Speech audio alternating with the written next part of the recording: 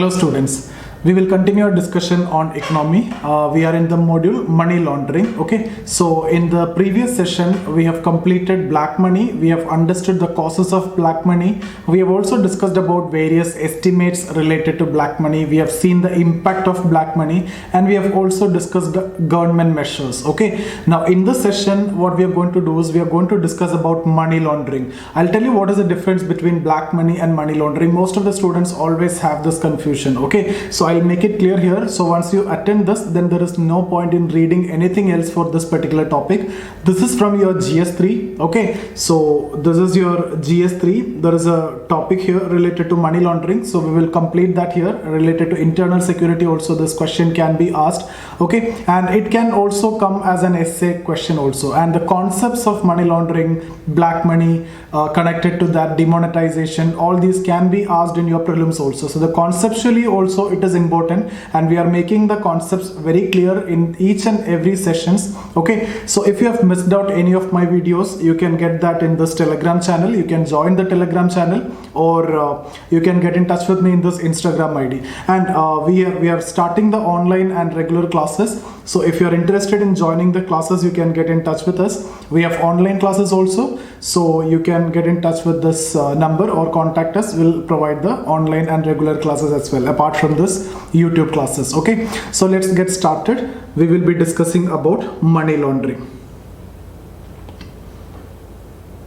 Money laundering. Okay, so now what do you know about money laundering? Money laundering, most of the people are thinking or of the opinion that it is conversion from black to white, just because of the term of this, right? Money laundering, what is this? Is like laundering, right? So if you see this means cleaning or converting, right? So you may think that it is conversion from black money to white money, but not exactly. Technically speaking, it is not completely black money to white money.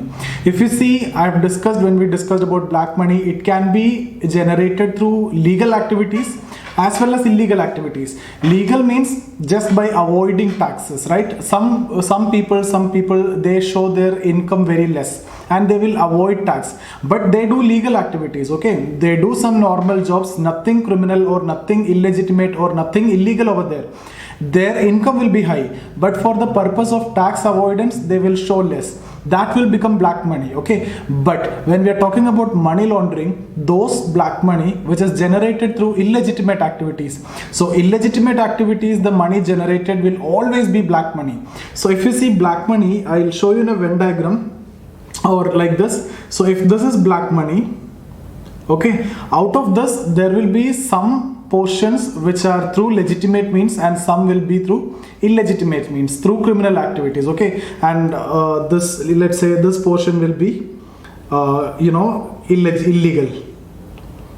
Okay, so what about this? This will be actually legal. You are doing legal jobs, normal jobs, but you are showing your salary or income less just for the purpose of tax avoidance.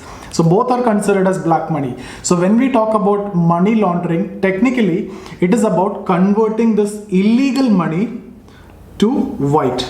Okay, so this is what that technical understanding. So this has to be made clear for all of you. Otherwise, seeing this word, you may be able to easily connect that converting black money to white. No, it is technical sense, from pure economic sense, it is converting illegal money or illegitimate money that you have made through illegal activities. The money which you have made through legal activities without paying tax is also black money. But when we are discussing about money laundering, we are not talking about that. We are talking about those money, those black money which is generated through illegal activities. Okay, and that's the reason why money laundering is more dangerous than black money. More money laundering means more criminal activities and more conversion, and that will be used for terrorist financing, etc. So money laundering is very much dangerous than this black money. Black money, there is nothing, when you are generating the black money, that you are just avoiding, the payment of taxes. Apart from that, there is no criminal activities done to generate that. But here, when money laundering is there, means it is more like illegitimate activities. Okay, so let me write the definition here. It is a process of concealing the origin of proceeds of crime proceeds of crime and projecting it as clean money or untainted money. Okay, projecting it as untainted money. So basically, I hope you understood. It is a process of concealing the origin of proceeds of crime. So it is actually generated through some criminal activities. Okay, so illegitimate activities or illegal activities, and you will convert that. How? You will project it as untainted money. That means through legal process you will convert like that. Okay, so that's what you mean by money laundering. So this is actually the technical definition. So if you see technical definition, it is crystal clear: proceeds of crime. So it is not black, it is black money, but not entire black money. So if you see entire black money, which involves legal money generated through legal activities as well as illegal activities, and in fact legal activities is actually more, because most of the people will do this tax avoidance. Okay, so like those salaried people, 7 lakh or 12 lakh, they will try to do something. Okay, at least small kind of tax avoidance most of the people will do. Okay, so here this is about the definition. Now we'll see the stages of money laundering. There are 3 stages: placement, layering, integration. I'll explain with example. First, let's understand what you mean by these 3 stages. Okay, so placement, layering and integration. First you will place the money, then there will be a layering, then there will be an integration to mainstream economy. I'll show you how, and I'll take up with example also. So there are 3 stages. The first one, placement. Okay, so here what you will do is the illegitimate money will be separated from the origin, that means from the criminal activity, and will be invested in various instruments like real estate or gold, etc. Okay, so so many investments will be made with that money. So it will be very difficult to identify where all the investment is made. So you will split that money into so many portions, and you will do different investments, number of investments you'll do. So at the first stage, that is the first stage, that is placement, you will do so many investments. Okay, so placement, illegitimate money is separated from its source to avoid its detection from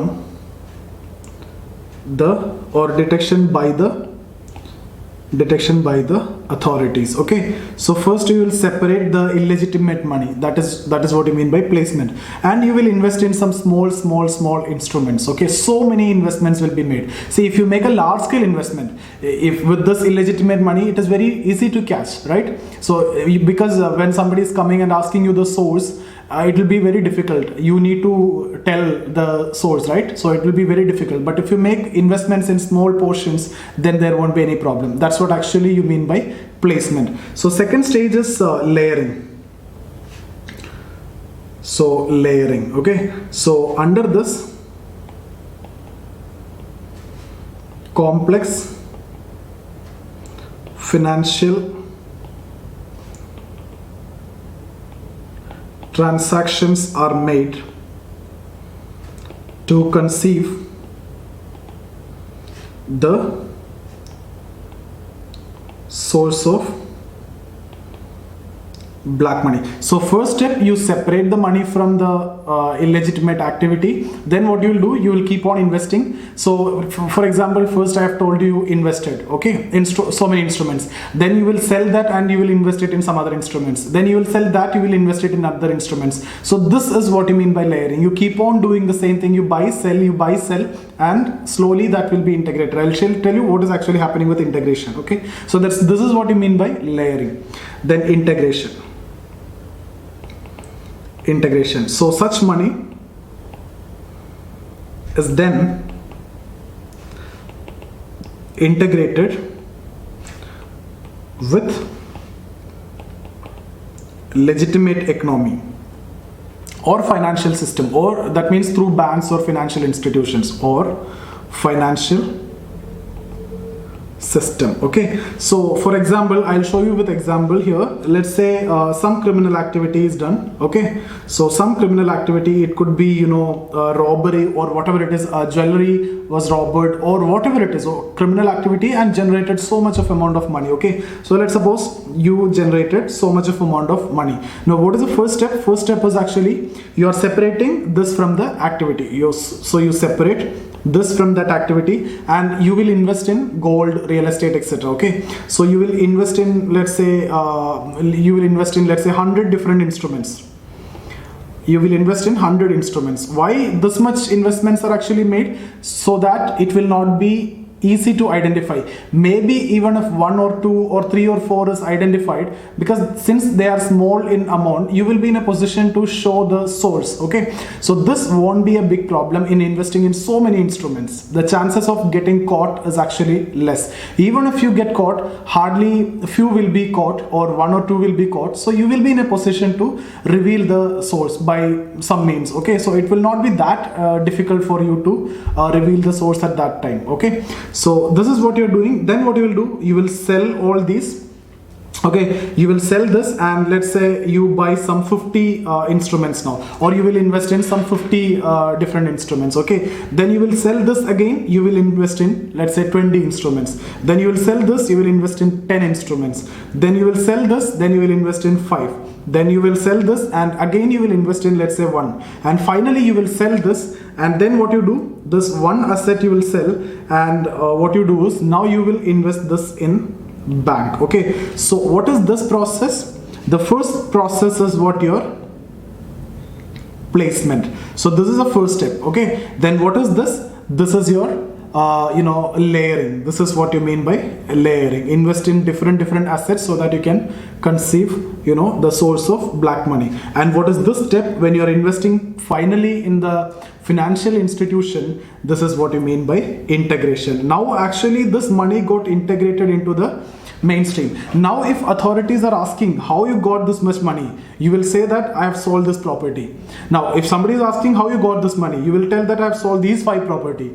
If somebody is asking how you got these money, I have sold these 10 properties. Now it will go just like that. It will be very difficult to identify the source. Okay, and it is actually done over a period of time. So I hope you understood. This is how money laundering is actually happening. 3 steps: placement, layering, integration. Now money laundering, it is one important point that you need to know, is it is money generated through criminal activity, not all black money. And why money laundering is dangerous? It shows actually more criminal activity or more illegal activities or illegitimate activities are actually happening, and that too is converted and integrated into the mainstream economy. Okay, so that's why money laundering is more dangerous than black money.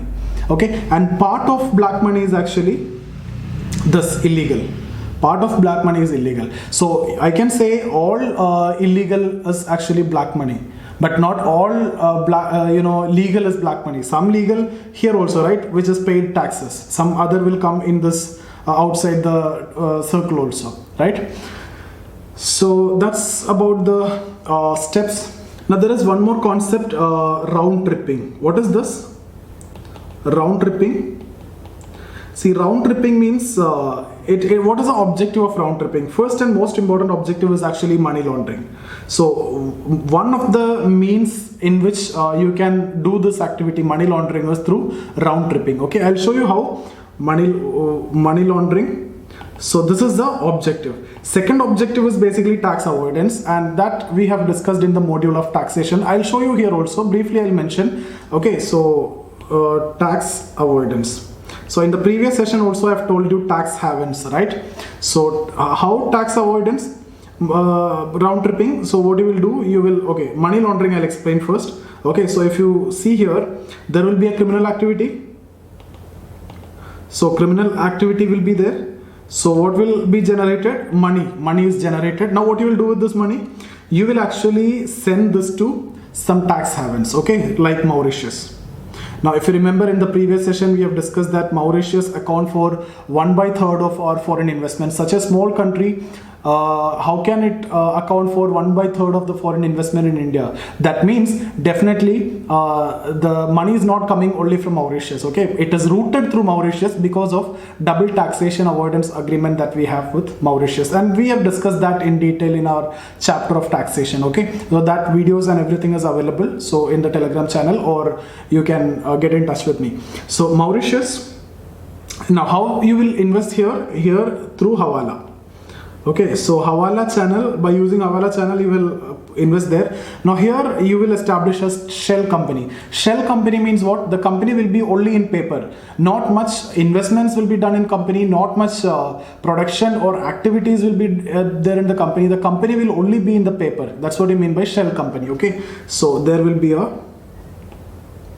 shell company. Okay, now the one company, and there may be some other shell company also. So what you will do here is, with this money you will make some transaction between these two companies, like through inputs, okay, raw materials. Like this company is saying that I'm buying raw materials from this company, okay, so you need to pay for that. Okay, like that you will make a payment, and this company may say that consultancy services, so you make some payments between these shell companies by saying, you know, raw materials, consultancy services, etc. So here, then after this, what you will do is, so after doing these transactions, then this will be sent through RBI. Okay, so then it will invest or send to India through RBI channel, through RBI. So this will now reach, you know, through RBI it will reach India. So when it reach India, it will become a legal money because it is coming as investment, right? So it is actually going from India through a criminal activity. It will be coming back to India. Now here also you can see that 3 steps which I have discussed.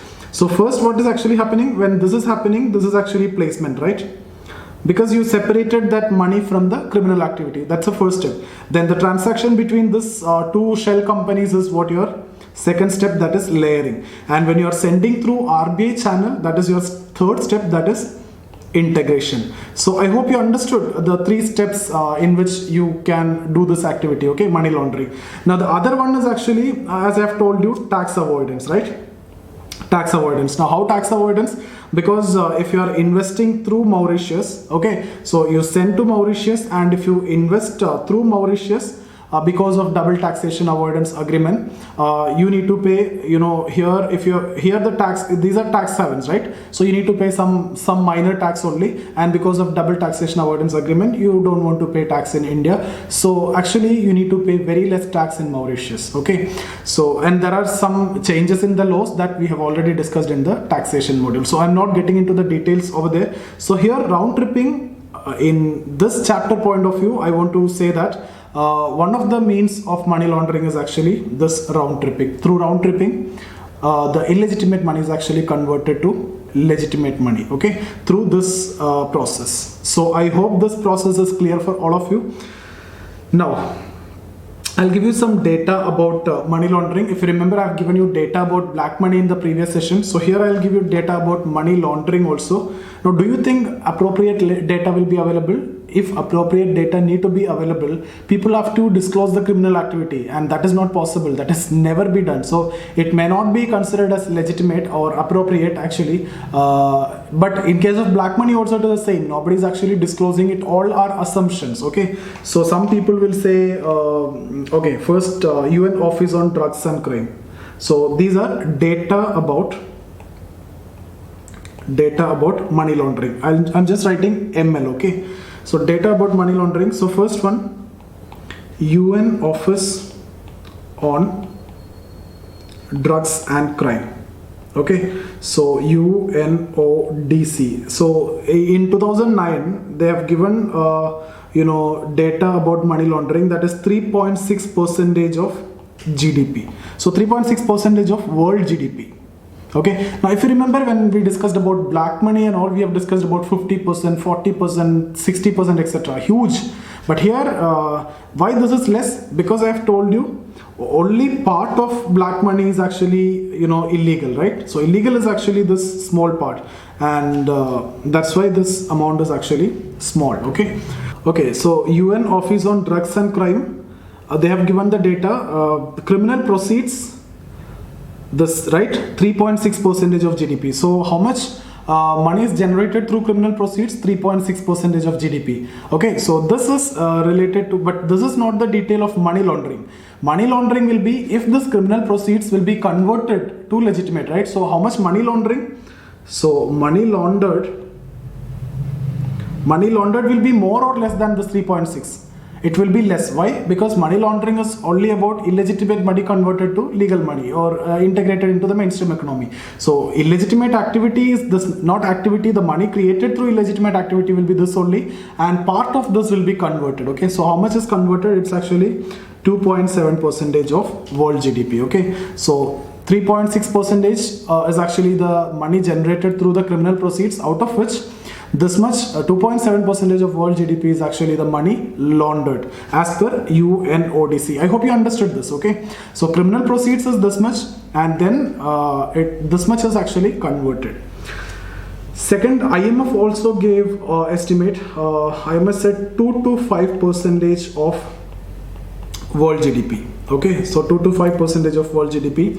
Third one, FATF, Financial Action Task Force. Yesterday in the previous session when we have discussed along with international cooperation, we have discussed Financial Action Task Force, and I have told you there are 37 members, out of which 35 are countries and 2 organizations, European Union and Gulf Cooperation Council, GCC. Okay, so FATF, so according to them, money laundered is actually more than 2 percentage of GDP of member countries. Okay, so member countries means total 37 members are there. Okay, so more than 2 percentage. Okay, so here if you see, compared to black money, the magnitude is very less in money laundering. Okay, because in black money, the money generated through legal activities also will be included if it is done for tax avoidance. If you have avoided paying taxes, if you are not paying taxes, that will be converted as black money. Okay, so their legal activity is also included, and more money will be generated through legal activity. Okay, so that's why the magnitude of money laundered is actually less. Now we will see impact of money laundering. Okay, so impact of money laundering. Okay, so first of all, it rewards crime and corruption. It rewards crime and corruption. I don't think I need to explain this. I hope you understood this. So corruption, the money which is coming out of corruption is also part of illegitimate money, right? So corruption is an illegal activity. So the money which is coming out of corruption is also illegitimate money. So that is also part of money laundering. Okay, so it actually rewards crime and money laundering, corruption. Second one, it enhances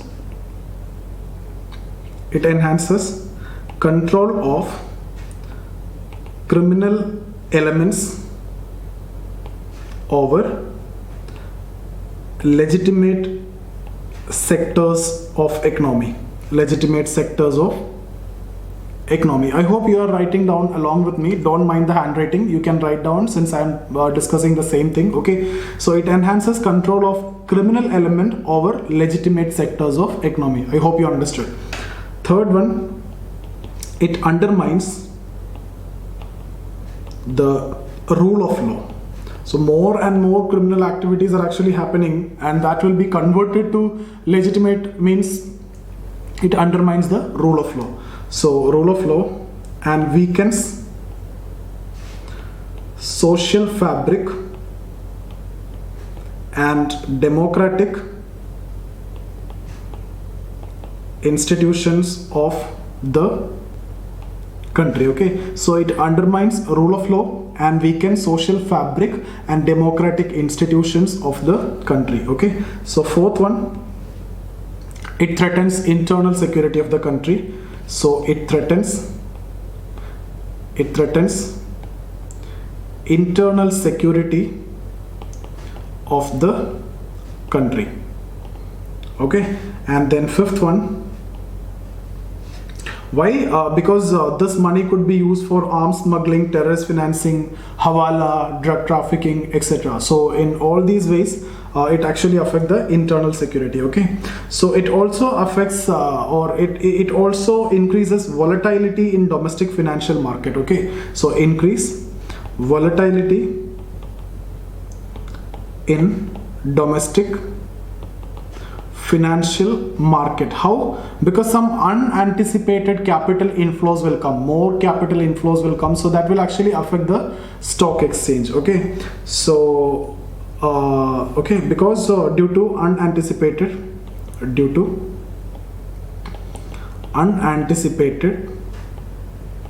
capital flows.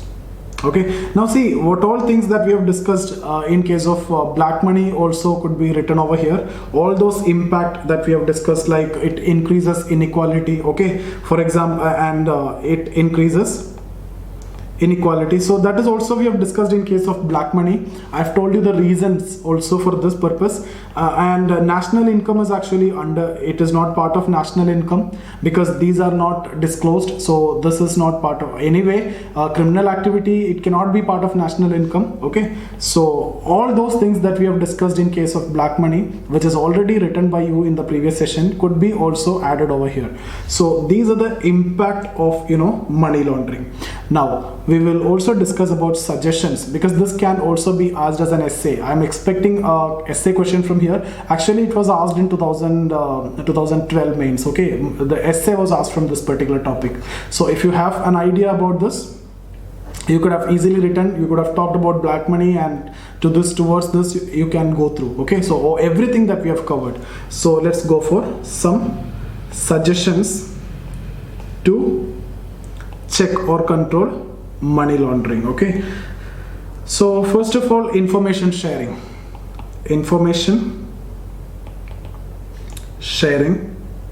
among domestic and international intelligence agencies should be increased, like CBI, Enforcement Directorate, okay, like Interpol, all these should exchange data, or information should be exchanged. So information sharing will actually help in this regard. So information sharing among various domestic and international intelligence agencies should be increased, like CBI, Enforcement Directorate, FBI, then Interpol, etc.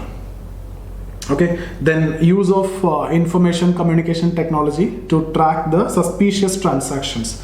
Use of ICT to track suspicious transaction. You can complete it. Third one, measures to counter cybercrime. Okay, so measures to counter cybercrime to be enhanced and professionalized.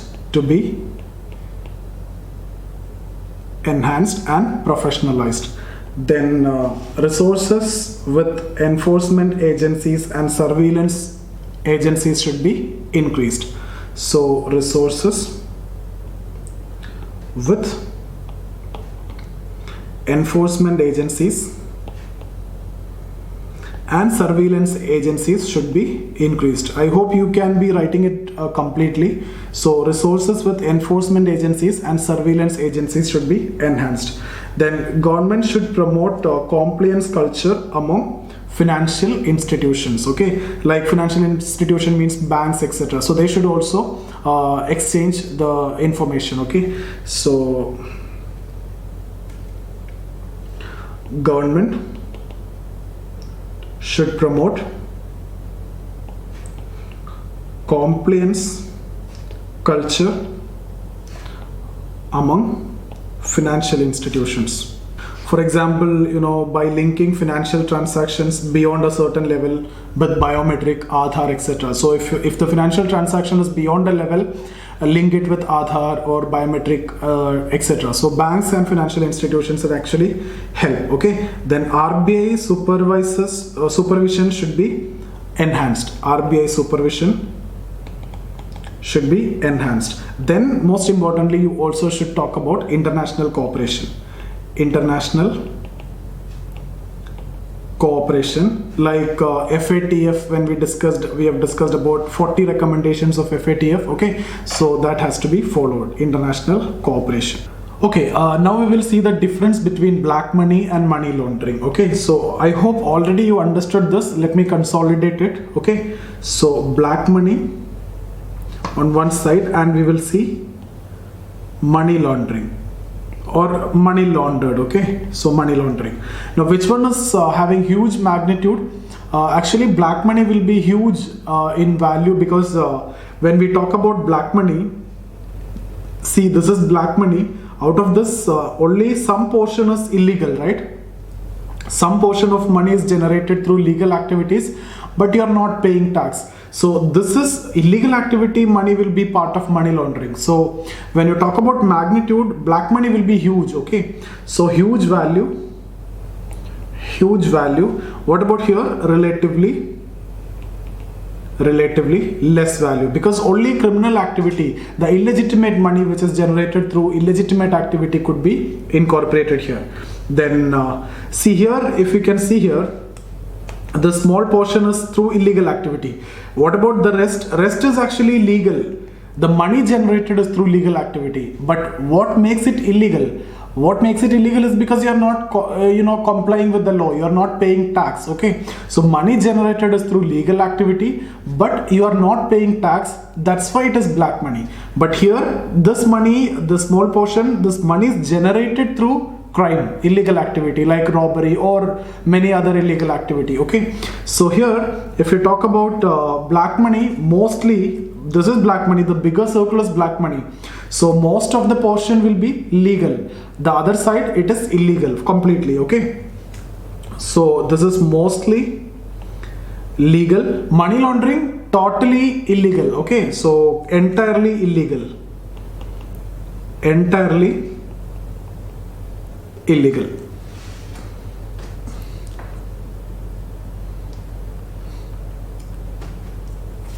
Now, what about the impact? See, if you talk about black money, most of the repercussions will be socio-economic impact, like inequalities will be increased, it will not be counted in national income, etc. If you remember, see, when you are not paying tax, what is actually happening? The government's tax revenues decreased. Okay, so revenue receipts decrease means government have to comply with FRBM requirement. So government will reduce the expenditure. Now, who will be affected most? The poor people will be affected most. Okay, so mostly because of black money, when you are not paying tax, it is actually having socio-economic repercussion. Okay, so mostly socio-economic repercussions.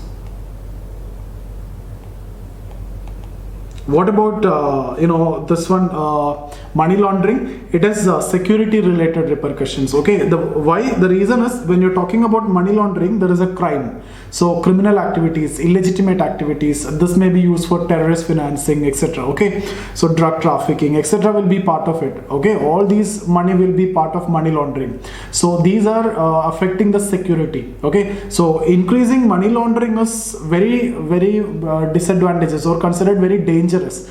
Not like black money. Black money, maybe you are not paying tax. Okay, but money laundering is increasing means it is actually a very dangerous trend. Why? Because it indicates that the criminal activities are increasing. It may be terrorism, it may be robbery, it may be drug trafficking, okay, arms trade, etc. These are very dangerous, and it affects the security of the country. So when we talk about money laundering, the serious repercussions are actually on security issues. There may be some minor socio-economic issues also, but mainly security issues. Okay, so security related issues, mainly security related issues. Okay, now what about international transaction? When we talk about black money, international transactions are less. Okay, see, black money is here. It will be very risky if you transfer it to at the international level, unless and until you have strong connection or you're a powerful person. It is very difficult to do that. But in case of this money laundering, international transactions are very commonly used. As I've told you, hawala transactions are more, so especially hawala transactions are there. So international transactions are less here. International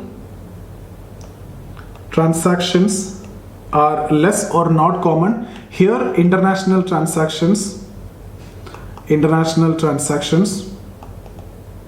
are most common, okay, are commonly used, or especially hawala. Okay, now what we will see is a very important one, government measures to control money laundering. So we have discussed about black money, the impact of black money. Similarly, money laundering, impact of money laundering. When black money we have discussed about government measures. Few of the government measures will be useful here, like especially legislative measures. Do you think certain measures like voluntary disclosure of income scheme or VIDS, voluntary income disclosure scheme, will be applicable in this case? It will not be useful in this case. Similarly, administrative measures or tax reforms. Do you think tax reforms will be good for money laundering, to prevention of money laundering? No. Okay. So why tax reforms? Because there it is because not paying tax. Black money, most of that will be legal, generated legally, but not paying tax. So when tax reform is there, like reduction in tax, etc., the tax compliance will increase, so black money could be reduced. But here the money is created through illegitimate activity. Do you think you will pay tax upon illegitimate activity? No. You will not be able to disclose that activity. You will be prosecuted for that activity as well as for this black money also. Okay, so here tax reforms will not do anything. Same is the case with voluntary income disclosure scheme. You can't disclose your income here. The reason is obviously you will get caught for the illegitimate activity you have done.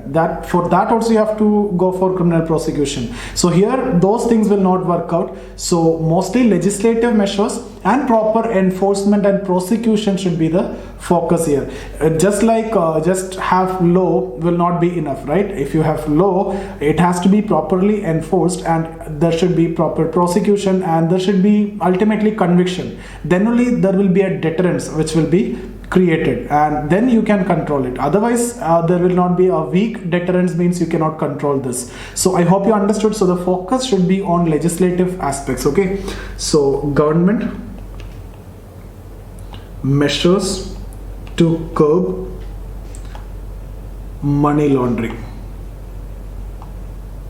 So the focus should be on, you should be writing this in your answer. If it is essay or GS answer, you should be in a position to write like this. Okay, the focus should be on legislative measures and enforcement and prosecution, and make sure that the accused people will be convicted in these cases. Okay, so in this context we'll discuss firstly the Prevention of Money Laundering Act 2002. So first I'll discuss that Act 2002, then I'll also talk about the amendment of Prevention of Money Laundering Act. Okay, so there are some changes which are made in the amendment. We'll see that after discussing Prevention of Money Laundering Act 2002. So firstly, Prevention of Money Laundering Act 2002, PMLA 2002. Okay, so here first thing that you need to know is the definition we have discussed when we started with money laundering, exactly the same as the definition. Okay, so definition, that is the first part, that is same as that we have already discussed, although in the amendment there is a change in definition that we will discuss when we discuss about the amendment in detail. Okay, second thing that you need to know here is related to the punishment. In punishment also there will be some amendment which is coming. So here as of now, as per this law, punishment is like imprisonment up from 3 to 7 years. Okay, so imprisonment of 3 to 7 years, and in some cases up to 10 years also. In some cases up to 10 years. So here you can see minimum 3 and maybe up to maximum 10 years.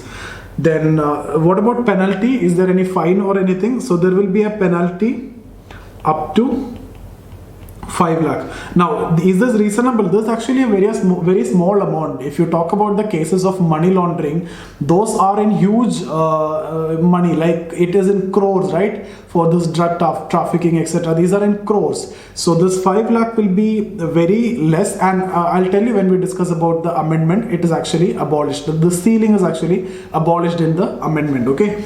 So now the third one, there will be an intelligence agency for investigation. So there will be a financial intelligence unit. Okay, so financial intelligence unit, it is actually having some quasi judicial power, so some judicial functions can be done, and the decisions of this could be challenged in an appellate tribunal. So above this there will be an appellate tribunal. Okay, now the decisions of this tribunal could be challenged in High Court. Now above High Court, obviously there will be Supreme Court. So FIU is having some judicial power. So this is actually a quasi judicial body. The decisions could be challenged in appellate tribunal, further in High Court, and then in Supreme Court. So that's about this PMLA. And there will be an enforcement directorate for investigation. So enforcement directorate,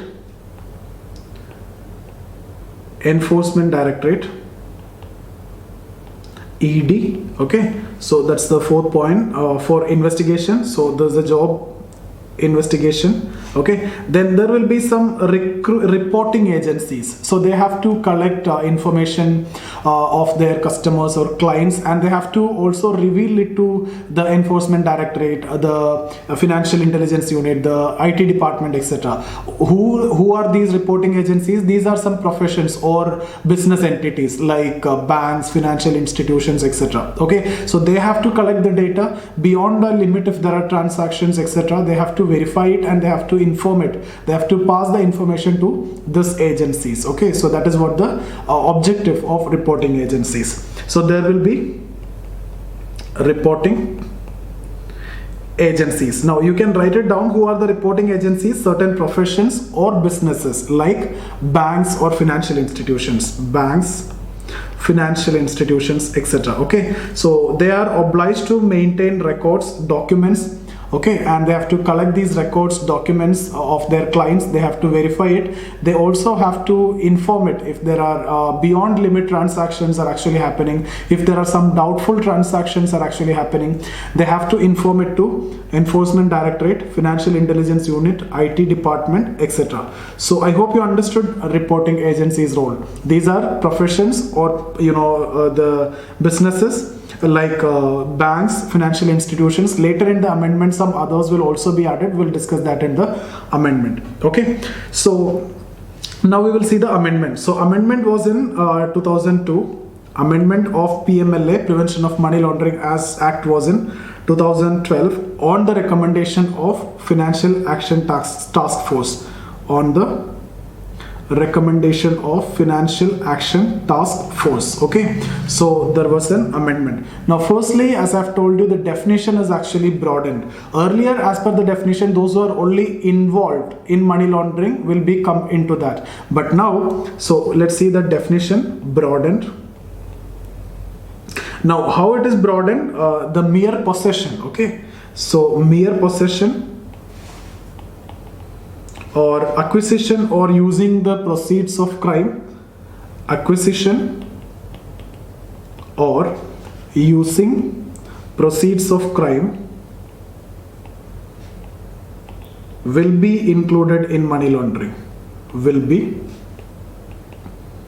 included in money laundering. Okay, so earlier you need to be involved in that, that then only it will be part of money laundering. It will come under PMLA. But now a mere possession or acquisition or use of proceeds of crime, if you possess, then also it will be part of money laundering. If you use it or acquisition of it, all these will be included in the money laundering. So the scope of PMLA is actually broadened. Now apart from that, from punishment side, as I have told you here, you can see here 3 to 7 years. This here that is the same, but this 5 lakh ceiling was there before. Penalty up to 5 lakh. Now this ceiling was abolished. Okay, so 5 lakh ceiling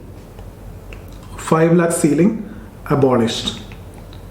Okay, then if you see here related to the financial intelligence unit, The decisions of Financial Intelligence Unit could be challenged in the appellate tribunal, further in the High Court, and then in the Supreme Court. Okay, so here now in this amendment, this decision of appellate tribunal will be directly challenged in Supreme Court. Now there is no you cannot challenge it in High Court. Now understand here, when that happening, the power of appellate tribunal is actually increasing, because Supreme Court will not entertain all the cases which comes to Supreme Court. Okay, and it is very difficult to get cases in Supreme Court also. So when it was in High Court, it would have been much easier for that person who are involved. But now when it goes to Supreme Court, most of the time appellate tribunal's decision will be implemented. Okay, so actually appellate tribunal will have more say now, as there is no appeal to High Court, directly to Supreme Court. Okay, so in most of the cases appellate tribunal's decision will be final now. Now, if you remember, when we discussed in polity, we have discussed about central administrative tribunals, right? So there will be an administrative decision related to the civil servants or all India service officers. So administrative decisions could be challenged where? Earlier, before CAT, it should be challenged in High Court. Then it will go to Supreme Court. Okay. Now, why CAT was introduced? It is basically to for the speedy decisions. Okay. So High Court, there are many other cases also. So this is actually specialized center. Okay, for speedy adjudication of the cases of the civil servants or the government employees. So when CAT was introduced, so the decisions of administrative decision could be challenged in CAT, then directly to Supreme Court. At that time, CAT was almost having the power of High Court. Now also there is almost High Court power is there. But now the situation changed. From CAT, it can go to High Court. Then after the CAT, you can give appeal to High Court of the concerned state. Then only it will go to Supreme Court. So that means CAT power actually reduced. When it goes to High Court, then to Supreme Court. Okay, so here that is not the case. In most of the cases, appellate tribunal decision will be final. Okay, so I hope you understood. The CAT we have discussed in detail in polity. I'm not getting into that. Now after that, what about the next one? Reporting agencies. Okay, we have discussed about reporting agencies here. Banks, financial institutions. Now jewelers are also included, because one of the other means of investing this money is in actually gold. Okay, so when you're buying gold, if there is a beyond limit transaction, it has to be reported. Okay, so jewelers are also actually included. See, these are mostly private people. These are actually private people. Do you think they will report it? And is it good for their business? So actually jewelers protested, but finally it is government decision. So you have to report this. Okay, but whether they report it or not, it all that. Okay, so so these are the amendments. Now there is a provision of corresponding law. Okay, so there was a provision of corresponding law was included to link it PMLA. Link means link this Prevention of Money Laundering Act with international law. Okay, so there was a provision of corresponding law which was included and to link PMLA with the international law. See, for example, if there is any ambiguity when you are talking about a case, okay, so some doubts etc. is there with respect to a case. So who will get the benefit of doubt ultimately? From the court. It is the accused who will get the benefit of doubt, because in the court you have to prove beyond the doubt everything. Okay, so here the accused will get the benefit of doubt. Now, in those situations, if there are similar, cases at the international level in some other countries, the decisions or the laws of that cases will also be incorporated. It should also be considered. That is actually the meaning of this particular provision. If there is an ambiguity, if there is a confusion with respect to any particular situation in that particular case, the similar cases at the international level could be considered. Okay. Then one more. One more is actually related to the provision of confiscation of property. See, there may be cases that you may be acquitted, you may not be convicted because of lack of evidence. That means it is crystal clear that the property acquired is through this money laundered or laundered money, but there are no enough evidence to convict you. That means you will be acquitted. But still, if it is sure that this property is acquired through that, this property could be confiscated. That is a provision. But legally, is that possible? Or practically, is that possible? Theoretically, in law, it is there. Is that possible? No. Why? Because you are acquitted because lack of evidence. Now, how can you tell that this property is acquired and this was actually made through laundered money? You cannot tell that, right? If you tell that, the concerned person can go to court. So court, what they will ask? Court will ask for evidence. If that evidence was there, he would have been convicted. Okay, so practically that is very difficult, very, very difficult. Theoretically, I'm just writing that provision. So it has made provision of confiscation of the unaccounted property, even if, so there is a provision of confiscation of property even if no person is convicted, even if the person is not convicted due to lack of evidence in the case. So no evidence in the case, so the person is not convicted. Even the provision, there is a provision for confiscation of unaccounted property. But practically there are difficulties in this. Okay, so I hope that is done. Prevention of Money Laundering Act and its amendment. Now we'll discuss one more, that is Black Money Act, popularly known as Black Money Act. The original name was actually undisclosed foreign income and assets. Undisclosed foreign income and assets, imposition of tax Act 2015. Okay, so it is popularly known as Black Money Act. So basically it seeks to tackle the black money which is stashed abroad. Okay, so there will be penalties. We'll discuss that. So it seeks to tackle black money which is stashed or kept abroad. Okay, so there will be a mandatory reporting of foreign assets beyond rupees 5 lakh. So there is a mandatory reporting of foreign assets,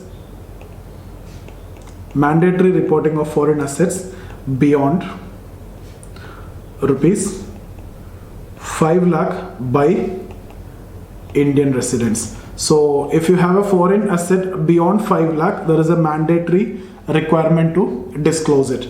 Now see, evasion in tax in respect of foreign assets. So if there is a tax evasion in respect of foreign assets, there will be a punishment of 3 to 10 years. Firstly, then there will be a tax charged upon that.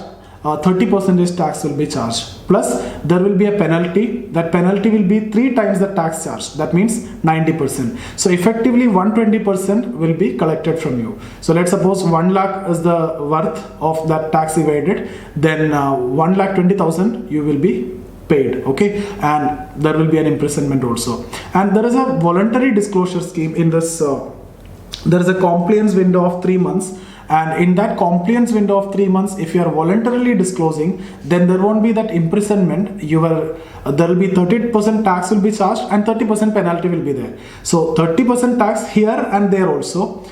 Their penalty was 90%, here 30%. So 30% tax and 90% penalty, here 30% tax and 30% penalty. Here no imprisonment. If you are not voluntarily disclosing and if you are getting caught, then there will be an imprisonment also. So let's write down that also.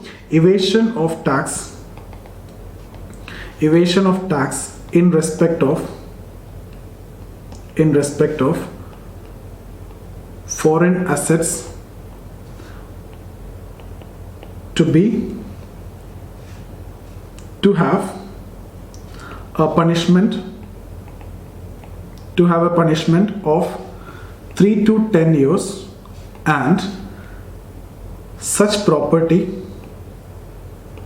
would be taxed at the rate of 30%, as I have discussed. So there will be an imprisonment of 10 years, 3 to 10 years, minimum 3 year, maximum 10 year. 30% tax will be charged upon that property, and a penalty of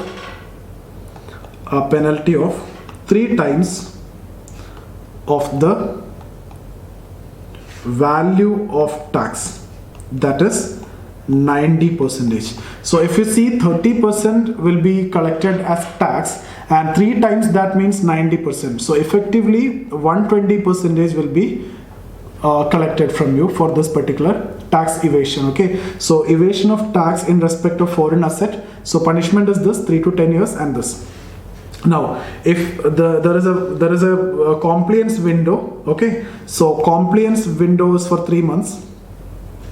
Compliance window 3 months, and in this 3 months there will be a possibility of voluntarily disclosing the tax evaded on foreign assets. Okay, so for voluntarily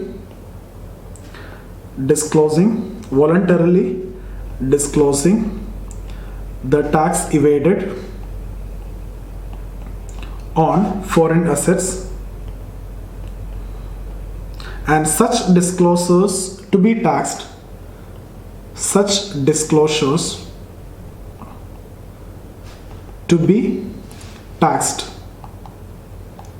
at 30%, okay, and penalty also 30%.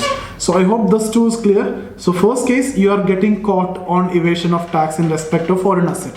Here there is a compliance window of 3 months. In that you can voluntarily disclose. If you voluntarily disclose, 30% tax you need to pay, 30% penalty you need to pay. If you get caught, 30% tax you need to pay, 90% penalty you need to pay. There may be a possibility of imprisonment also. So I hope that is clear. That's what you mean by Black Money Act.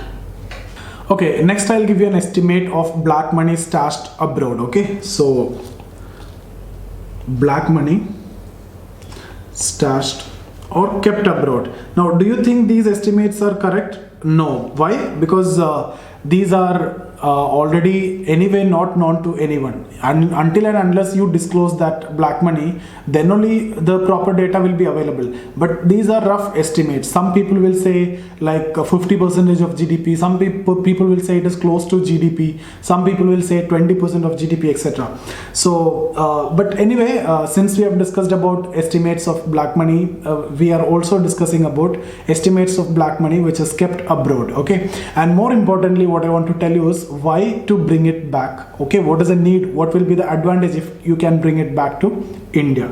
So the estimates, CBI director estimated in 2014. Okay, so CBI director in 2014 said $500 billion. Okay, now if you remember in our forex discussion, I've told you our forex is close to 450 billion, and the black money stashed abroad is 500 billion. Only the black money which is stashed abroad.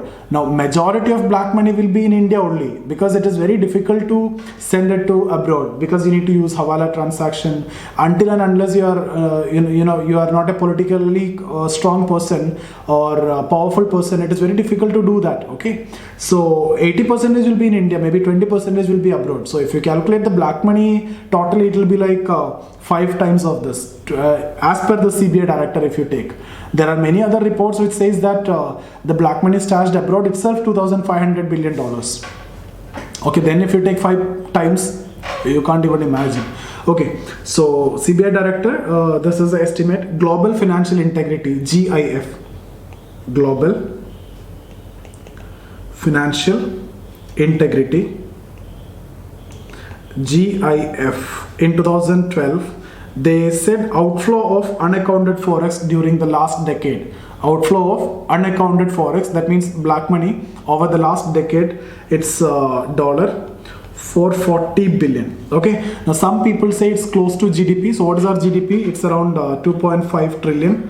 Okay, 2.5 trillion dollar. If you convert this, it will be around 2500 billion.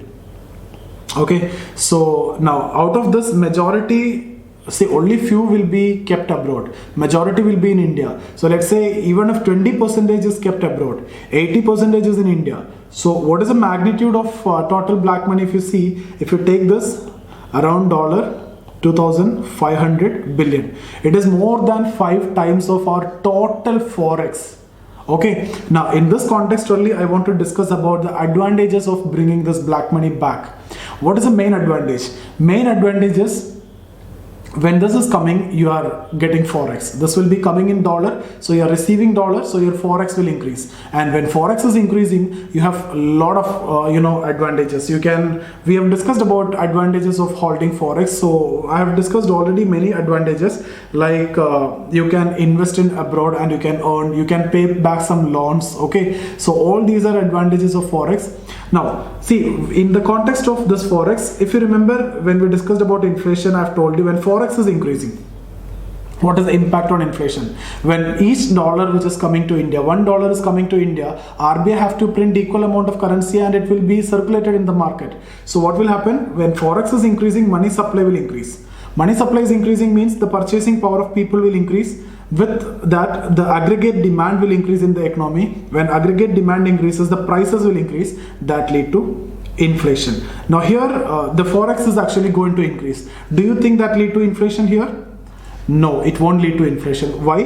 Because here forex is increasing, and when the forex is coming, RBI is giving equivalent amount of money to that person who is giving forex. That money will be circulated in the market.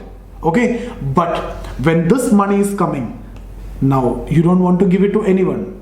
That means this forex will be with RBI. You are not printing extra currency, so, or you are not giving rupee. Otherwise RBI have to pay rupee and buy dollar. Here you are getting dollar without paying anything. So your forex is increasing without having an inflationary impact. So this is considered so much desirable. If you can bring it back, this is considered so much desirable. You will get forex without having any inflationary impact. I hope this is clear. It won't lead to printing of currency. It won't lead to increase in money supply. It won't create inflation. At the same time, this forex could be used for many other purpose. For example, paying external debt. So you can reduce our external debt. Okay. So I hope you understood. And our external debt is hardly 25, less than 25, close to 25% of GDP only. But black money, 50% of or 100% of GDP, or some cases 130% of GDP. Okay. Next, we will discuss about Benami Transaction Prohibition Amendment Act 2016. Benami Transaction Prohibition Amendment Act 2016. Actually, Benami Transaction Prohibition Act 1988. This was amended in 2016. Okay, so Benami Transaction Prohibition Amendment Act 2016. Now we will discuss this in detail. The Act of 1988. First, Act of 1988 defines Benami transaction. Okay, so what is Benami transaction? A transaction where a property is held by or transferred to a person. So a transaction where a property is held by or transferred to a person but has been provided for or paid by another person. So in simple language, what does Benami transaction means? I am using a property which is actually paid by someone else, or somebody else is paying and the property is registered in my name. So I will be the benami of that particular person. Okay, so or reverse, I am paying and I am registering a property in your name. Okay, because it may be money which is coming out of illegitimate activity or corrupt activity, so I can't show the source of income, so I may pay this and it will be registered in your name. Okay, that is what you mean by Benami transaction. If you remember, when we discussed about land reform, I've told you a lot of Benami transactions happened during that time, so that you can save your land from taken away by the government. Okay, so Benami transaction. Now the Amendment Act actually broadened this definition. So in 2016, the amendment. What is the amendment? So the amendment include three parts. So the first one, actually, transactions made in fictitious names. So transactions made in fictitious name. Okay. Second, owner is not aware of the property, or the owner is not aware or denies knowledge of ownership of the property.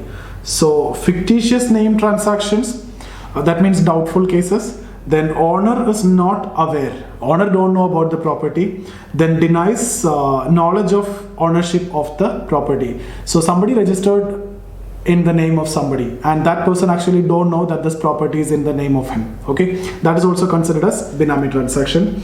Then third one, the person providing the consideration for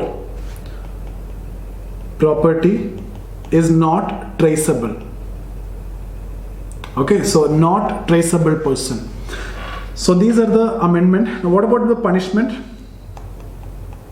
Punishment, if you see, for Benami transaction, the punishment actually increased from imprisonment up to 3 years. Earlier, up to 3 years, and now it is actually increased in the amendment from 1 to 7 years. What is the difference? Up to 3 years means it can be up to 3 years. So there is no minimum which is fixed. So here there is a minimum 1 year. So minimum 1 year, and maximum increased from 3 to, it is actually increased, and it fixed minimum also. Earlier it can be 1 month also, right? When you're talking about maximum 3 years, it could be 1 month or 1 day also. So here it is minimum fixed 1 year and maximum 7 years. Now it also increased the amount of fine up to 25% of market value of property. So fine up to 25% of market value of property. Okay, so it actually imposed the fine. Now there will be a penalty for providing false information. So the penalty for providing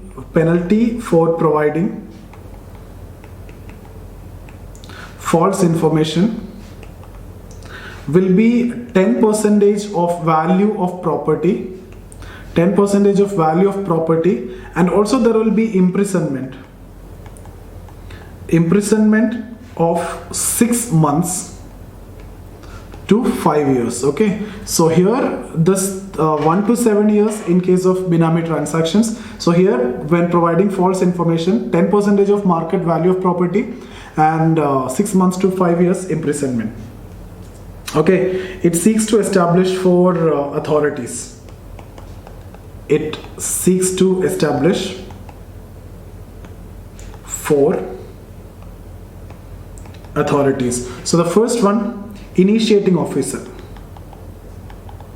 It's like an investigating officer. Okay, so he can investigate the cases related to this, and he can also take over the property for 90 days maximum, but for that he need to get a permission of the second one, approving authority. So approving authority is actually a kind of higher officer. Okay, so he can give the provision of holding that property for 90 days. So initiating officer is just is like an inspector who's investigating the case. So you have to inform that if you find something inconsistent with the law, he have to inform it with the approving authority, and he will give approval to hold or confiscate that property for 90 days. So it could be taken over by initiating officer up to 90 days. And then there will be an adjudicating authority like court, the tribunals. Okay, the tribunal will be there, appellate tribunal will also be there. So third is adjudicating authority. Okay, so it's like tribunal. This is court, judicial power is there, tribunal, and then appellate tribunal.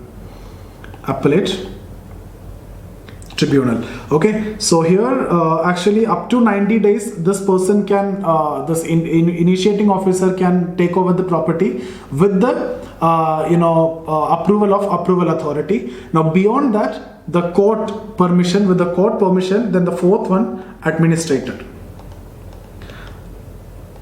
Administrator. See, this administrator can actually confiscate the property upon the court order, the tribunal order. Okay, so these are the four authorities which is actually established under this particular act. I hope you understood. Initiating officer, the duty is just like an investigating officer, so he will investigate and he can take over the property with the approval of approving authority, and then adjudicating authority is like court. Okay, with the approval of the court, administrator can confiscate the property.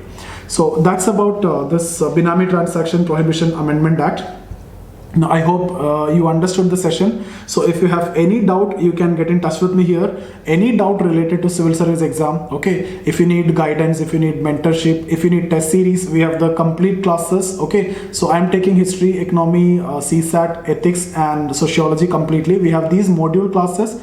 So complete syllabus will be covered. You don't want to read anything else apart from that. So you can get in touch with me here, or you can join the Telegram channel. There you will get all my YouTube classes. Apart from that, if you need the regular classes or online classes, here is the number with which you can get in touch with me. If you need guidance, we provide mentorship and everything. So you can get in touch with me. So see you guys. Thank you.